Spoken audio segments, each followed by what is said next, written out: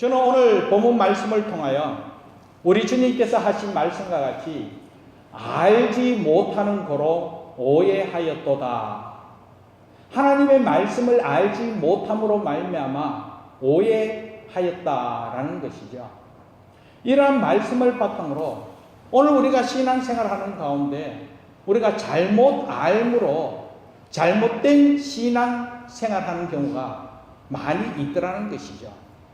그래서 말씀을 바탕으로 잘못된 신앙 행위가 아니라 더욱더 올바른 신앙관을 갖고 올바른 신앙생활로 통하여 하나님을 기쁘시게 하고 하나님의 은혜 가운데 가하면서 하나님의 영광을 크게 드러내며 귀하게 쓰임받는 우리 모두가 되고자 오늘 말씀을 준비하였기에 오늘 말씀을 바탕으로 더욱더 참된 신앙으로 하나님의 뜻을 이룰 수 있는 저와 여러분 되기를 주님의 이름으로 축복합니다. 아멘.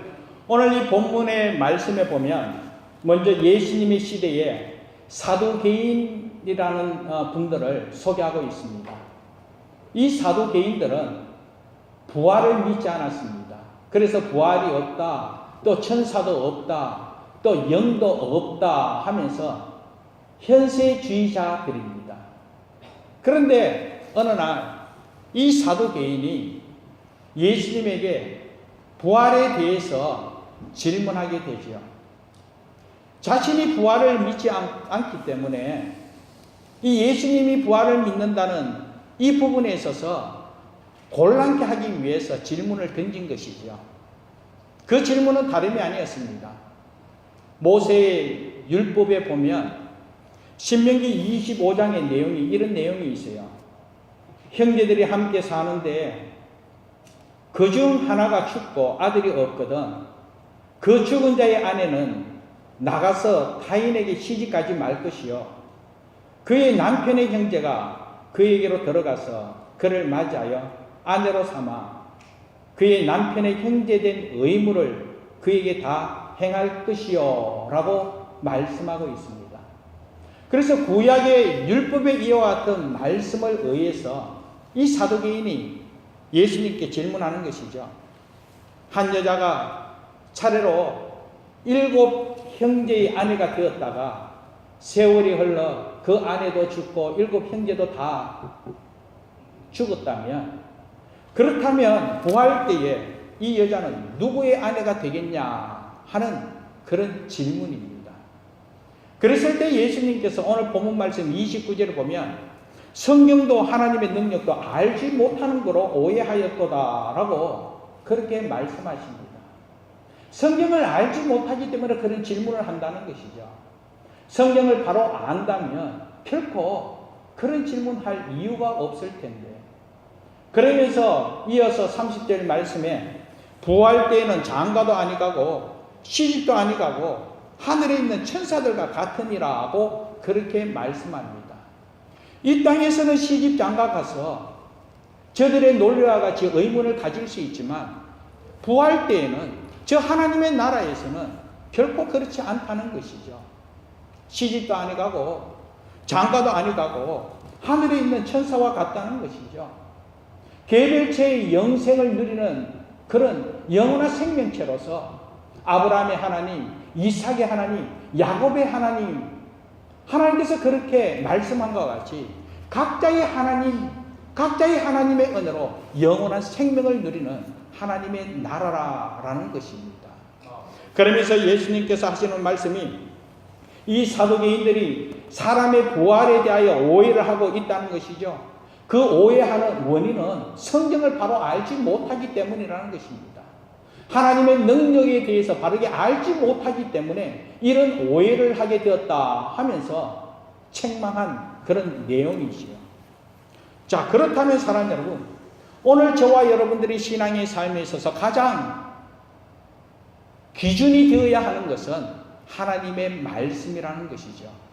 하나님의 말씀을 바로 알게 되면 우리가 잘못된 신앙생활 할 이유가 어디 있겠습니까?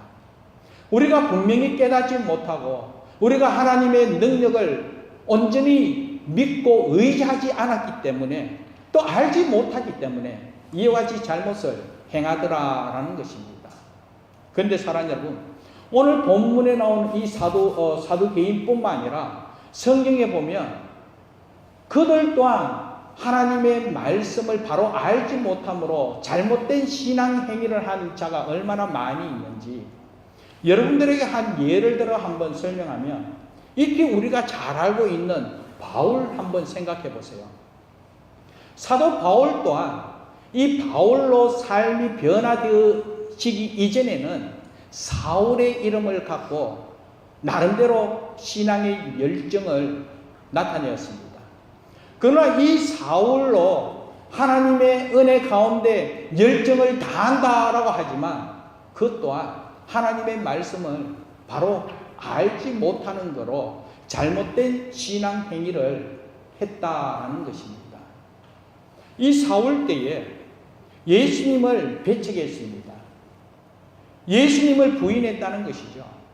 그러므로 말미암아 하나님에 대한 열정은 충만하였는데 그 열정을 어떤 데 사용했냐 하면 예수님을 믿는 하나님의 교회를 핍박하고 박해하는데 열심을 다했다는 것이죠. 사울은 나름대로 하나님을 믿는, 예수님을 믿는 하나님의 교회를 핍박하고 박해하면서 열정을 다하며 충성을 하는 것이 하나님에 대한 충성이라고 그렇게 착각하고 그런 잘못을 저질렀다는 것이죠. 그리고 심지어 스데반이 하나님의 복음을 전할 때에 주의 많은 이들이 돌을 던져 죽음의 길로 향하게 했을 때에 그때 또한 이 사울 또한 그 스데반 집사님이 순교 현장에 앞장선 그 모습을 보게 됩니다. 잘못된 열심을 통하여 이와 같이 잘못된 부분을 나타내었다는 것이죠. 그러나 그 후에 스스로 고백하기에 지난날 그 모든 일 알지 못하였기 때문에 잘못되었음을 그렇게 고백하고 하나님의 은혜로 다시 변화받아 바울로서 하나님의 복음을 전하는데 귀하게 쓰임받는 하나님의 사람이 되었다라는 것이죠. 지난날 성경에 대해서 잘못 알았기 때문에 이와 같이 잘못된 일을 행할 수밖에 없었다라는 것이죠. 사도 바울뿐만 아닙니다. 바리새인 또한 마찬가지입니다. 바리새인 또한 오해된 믿음을 가지고 있었습니다. 저들 또한 하나님에 대한 열정 대단하였습니다. 나름대로 신앙생활이 참 엄격하였습니다. 하나님의 율법에 대해서 어느 누구보다도 잘 지키 그런 사람들이었습니다. 철저하게 하나님의 율법을 지키고 그리고 자신의 신앙을 전하는데 최선을 다하였습니다. 심지어는 자신의 신앙을 전하는데 어떤 방해만 있으면 그냥 박해하면서 자신의 신앙이 우선됨을 그렇게 나타낸 사람들이었습니다. 그런데 저들 또한 심한 오해에 빠지게 되었죠. 우리 주님께서 책망했습니다. 아무리 그렇게 열심을 갖고 있다 할지라도 그 모든 것 외식적인 것이었기에 회칠한 무덤과 같다고 화가 있을 것이라고 우리 주님께서 거듭 책망하셨습니다. 그 이유가 뭐냐 하면 잘 가르치기는 하지만 저들의 삶에 참된 행함이 없었다라는 것이죠. 삶은 겉은 깨끗하고 옳아 보이지만 중심이 없더라는 것이죠. 우리 주님께서는 분명히 말씀했습니다. 사람은 외모를 보지만 하나님은 중심을 보시는 분이다라고 그렇게 말씀했습니다. 그런데 이 바리새인들은 그렇지 않았습니다. 겉만 깨끗하고 옳게 보이면 중심은 문제가 없다는 것이죠. 그러므로 말미암아 주님으로부터 외식된 자로 화가 있을 것이라고 거듭 책망받을 수밖에 없었다는 것이죠. 하나님의 말씀을 온전하게 알지 못한 이유 때문입니다. 개인적인 부분은 아니라 교회적으로도 마찬가지입니다. 데살로니가 교회는 예수님의 재림의 문제에 대한 오해가 있었고요. 그리고 갈라디아 교회는 율법 문제에 대한 오해가 있어서 지적받은 바가 있습니다. 고린도 교회는 우상 제물과 그리고 또한 성령의 은사에 대한 오해가 있어서 지적받은 바가 있습니다.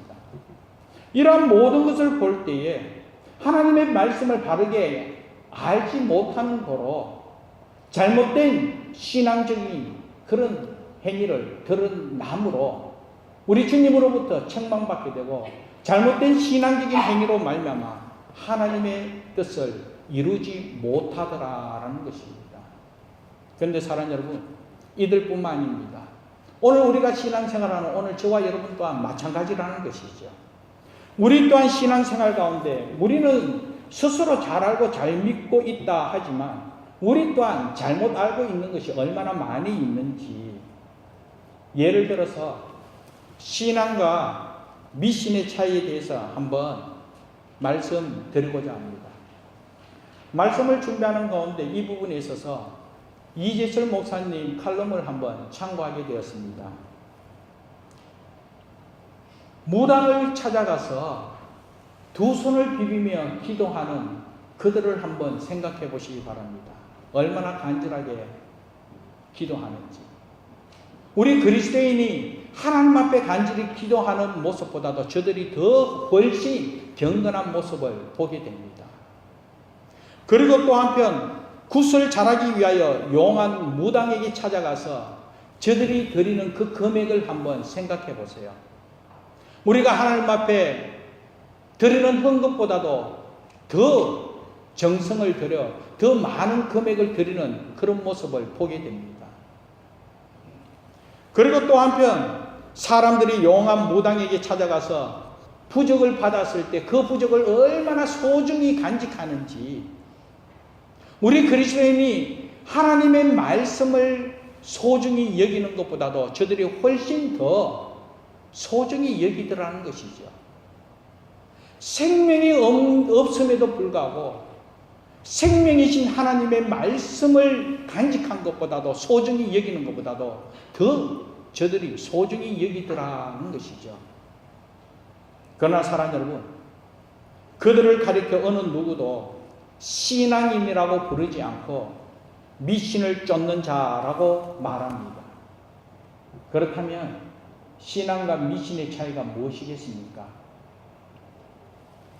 미신은 인간이 돈이나 능력 혹은 재주로 신의 마음을 달래서 자신의 목적을 성취하려는 것입니다. 이런 경우는 자기 자신은 결코 변하지 않지요. 자기 자신은 결코 변화되지 않고 자신은 그대로 있으면서 자기 나름대로의 재주과 정성을 다하여 신의 마음을 돌이키려고 하는 것이 바로 미신이라는 것입니다. 이에 비해 신앙은 어떻습니까? 신앙은 하나님을 변화시키는 것이 아니라 절대적인 하나님의 말씀 앞에서 자신이 항상 변화되는 것을 의미하고 있습니다. 이것이 참된 신앙이라는 것이죠. 따라서 하나님을 믿느냐 믿지 않느냐 이 부분에 있어서 믿고 안 믿고를 떠나서 어떤 믿음을 가지느냐, 이것이 더 중요하다는 사실 여러분 기억하시기 바랍니다. 자기 변화를 나타내지 않는 믿음이란 미신에 지나지 않기 때문에 잘못된 믿음이라는 것입니다. 앞서 이야기했습니다. 신앙은 하나님을 변화시키는 것이 아니라 절대적인 그분 말씀 앞에서 자신이 항상 변화되는 것을 의미한다라고 그렇게 말씀했습니다.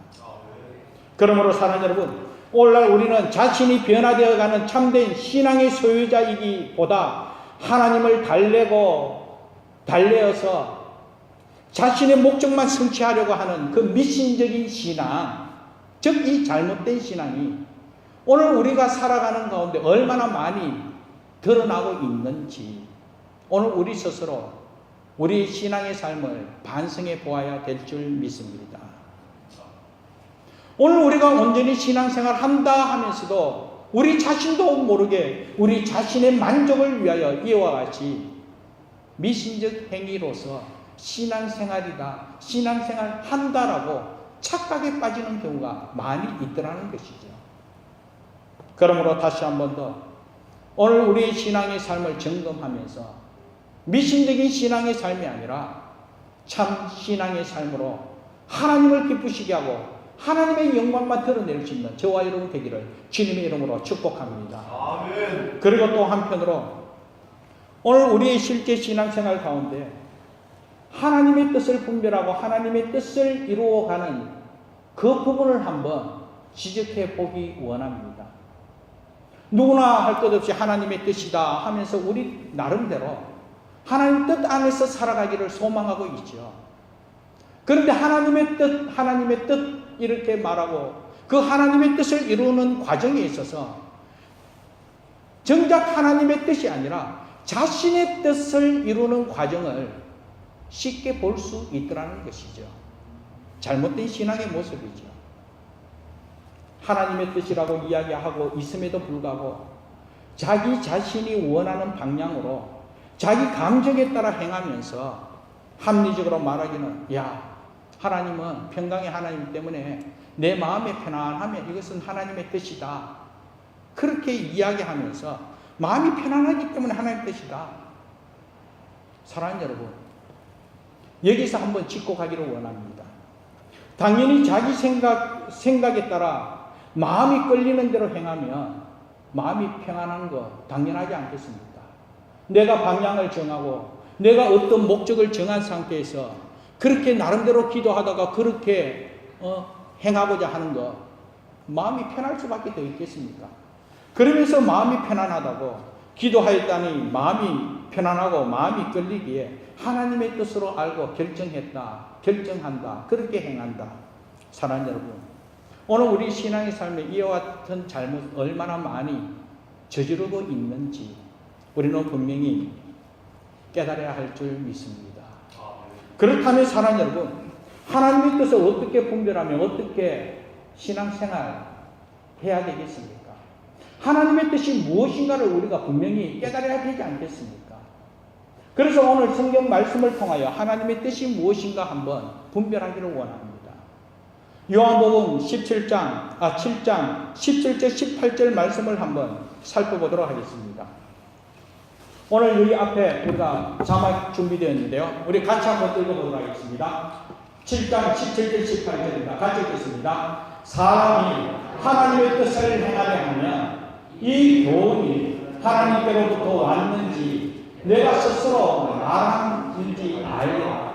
스스로 말하는 자는 자기 영광만 구하되 보내신 이의 영광을 구하는 자는 참되니 그 속에 불의가 없느니라. 아멘. 여기 분명히 말씀하고 있습니다. 하나님의 뜻을 행하기 위해서는, 하나님의 뜻을 분별하기 위해서는 그 뜻이, 그 교훈이 어디서 왔는가 그것부터 먼저 분별해야 된다는 것이죠. 하나님께로 왔는지 내가 스스로 결정하고 내 스스로 원하는 것이, 이것이 먼저 구분되어져야 한다는 것입니다. 그래서 스스로 말하는 자가 자기 영광만 구한, 자기 만족을 위하여, 자기 욕심이 아니라 하나님의 영광을 위하여 하나님의 뜻을 쫓아가려고 할 때에 그 모든 부분이 하나님의 뜻을 이루는 귀한 은혜의 삶이다는 것을 깨달을 수가 있습니다. 자, 그러면서 좀 더 구체적으로 오늘 이 시간 말씀을 바탕으로 하나님의 뜻을 구하는 부분, 하나님의 뜻을 분별하는 부분은 오늘 한번 살펴보기 원합니다. 그러므로 해서 오늘 우리 신앙의 삶에 진정 내 뜻이 아니라 하나님의 뜻을 쫓아 하나님의 은혜 가운데 갈 때 하나님께서 기뻐하시고 하나님의 영광을 드러내며 그 은혜 속에 귀하게 쓰임받는 복된 삶 이루어질 줄 믿습니다. 그렇다면 하나님의 뜻을 분별하기 위하여 첫째적으로 여러분들에게 한번 말씀드리면, 첫 번째, 무슨 일을 결정하기 전에 그것이 하나님의 영광을 위한 것인지에 우리가 살펴보아야 한다는 것입니다.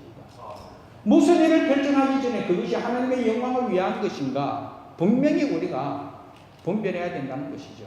앞서 성경 본문 말씀으로 통해서도 우리가 살펴봤습니다. 하나님의 영광을 위한 것인지 아니면 내 자신을 위한 욕심 때문인 것인지 우리가 어떤 일을 결정하기 전에 그것을 분명히 분별할 줄 알아야 한다는 것이죠. 그리고 두 번째로는 무슨 일을 결정하기 전에 덕을 나타내며 이웃에게 그리스도의 영광을 나타내고 많은 사람들에게 기쁨과 생명을 주는 일이지 점검해 보아야 한다라는 것입니다.